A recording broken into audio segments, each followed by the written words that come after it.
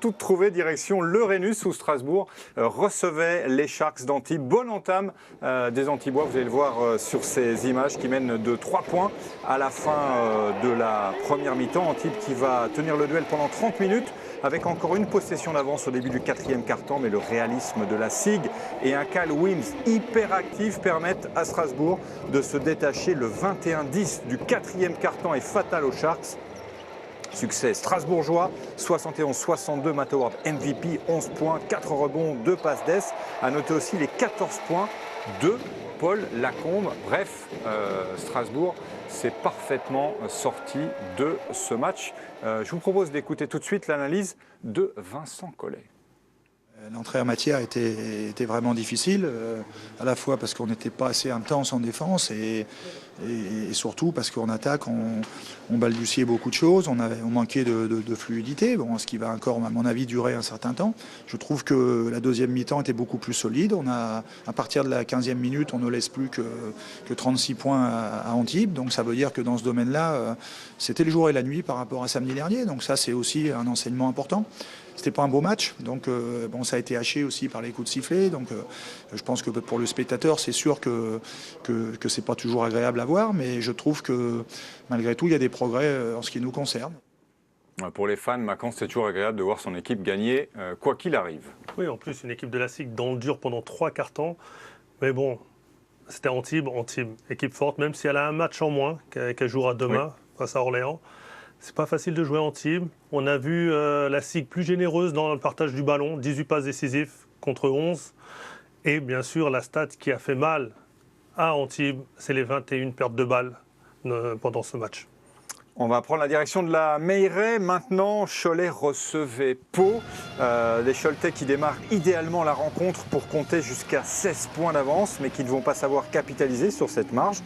Moins 8 dans le deuxième quart-temps, moins 4 et moins 5 lors des 3e et 4e, avec une adresse en berne dans le Money Time. Résultat, première défaite de la saison pour le CB, 86-90. J.K. Edwards, 14 points, 11 rebonds. Steven Smith, 17 points, 9 rebonds.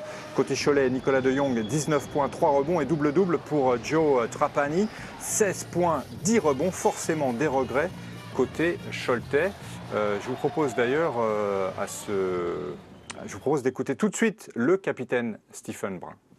L'archimie au rebond, on se fait marcher dessus, sur la discipline défensive, on met des choses en place la semaine sur le système de Pau. Quand arrive le samedi soir, on ne le fait pas, et on est sanctionné. Voilà. On avait des choses à faire qu'on n'a pas faites, et on a pris une nette écurie, on prend 90 points, c'est la première fois de la saison qu'on prend autant de points. C'est le match le plus décevant depuis le début de la saison. On pouvait faire quelque chose, repartir à 3-0, on avait la chance de débuter par 2 matchs à domicile. Voilà, on a laissé passer le truc pour être à 3 victoires. Voilà, la déception. Et Claude, vous avez une stat qui explique en partie le pourquoi du résultat. Beaucoup, mais l'une est très marquante. Oui, le premier, vous l'avez dit, Patrice. 29-16 dans le premier quart-temps pour Cholet, qui peut-être s'est enflammé. Par contre, match, ça se gagne à la fin. Et c'est l'élan béarnais qui finit par un 27-22. Donc ça, c'est dans ces moments-là où on a les joueurs d'expérience. Et l'élan béarnais a fait parler ces joueurs d'expérience qui ont fait preuve d'une très très grande maîtrise sur la fin, mais pas que sur la ligne des lancers francs, dans les stratégies de faute. Mais la grande stat que vous évoquiez, c'est le rebond dont a parlé Stephen Brun. 15 rebonds offensifs.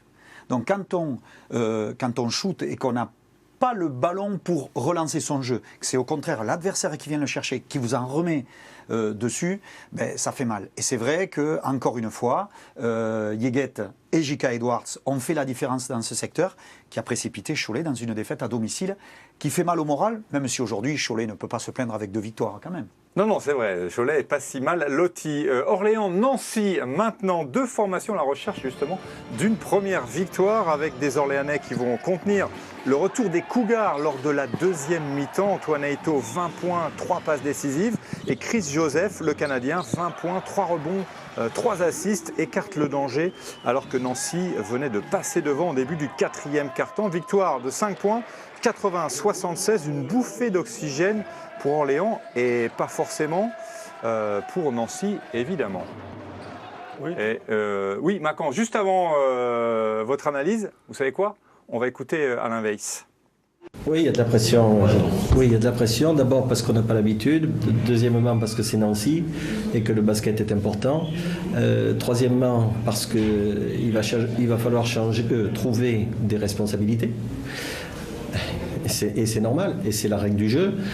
Donc, bien sûr qu'il y a de la pression. Il y a de la pression pour les joueurs, pour le coach, pour le président qui a fait malaise cet après-midi et qui est reparti en urgence.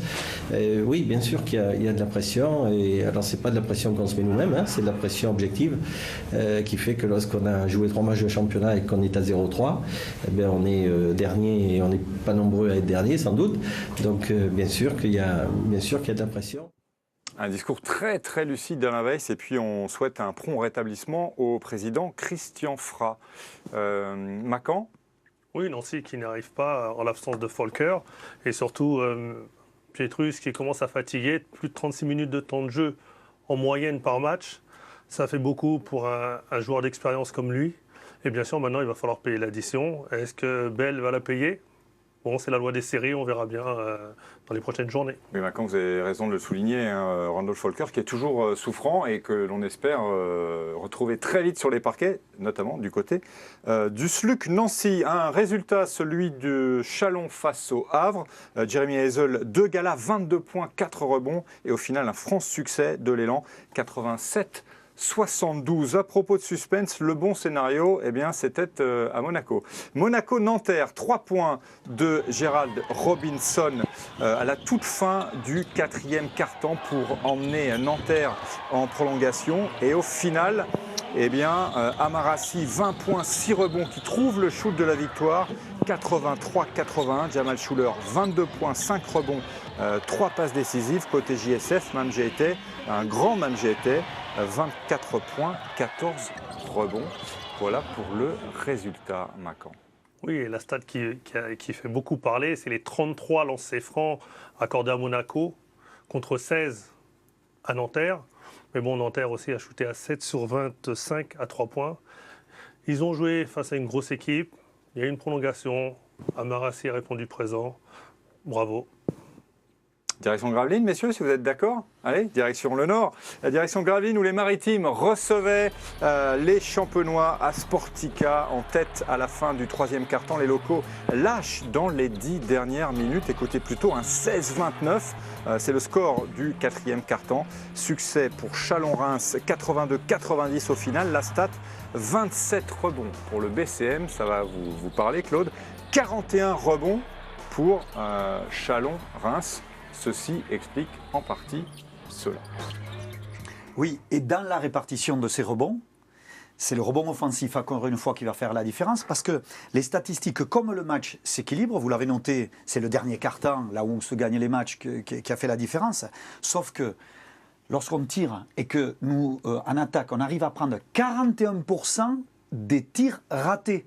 Rendez-vous compte, sur 35 tirs ratés, ils sont allés en chercher 15 rebonds offensifs. Ça veut dire que 41% de chances de pouvoir les mettre en plus.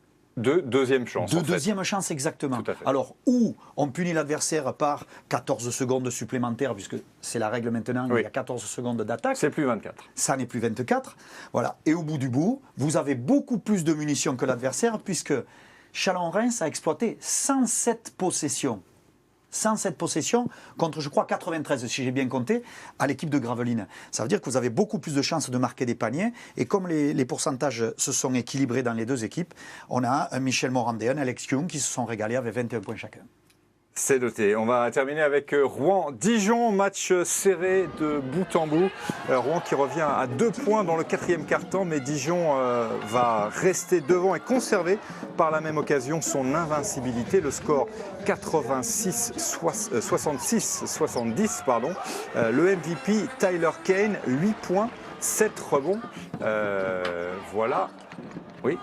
2 week-ends que Tyler Kane et MVP. Oui, parce qu'il est comme ça, Claude, il fait des petits gestes pendant les sujets. Oui, oui, ça va bien pour Tyler. Et c'est un joueur qui vous intéresse peut-être? C'est-à-dire, il était à l'élan Bernay l'année dernière. C'est bon ça.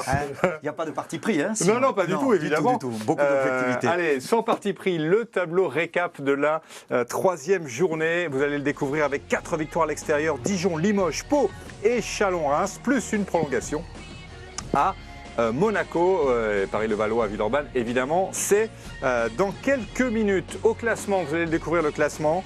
La JDA est désormais seule en tête devant un groupe de 8 dans lequel on retrouve entre autres l'Élan Chalon, Limoges ou encore Strasbourg. Et en bas de classement, pour l'instant, Le Havre et Nancy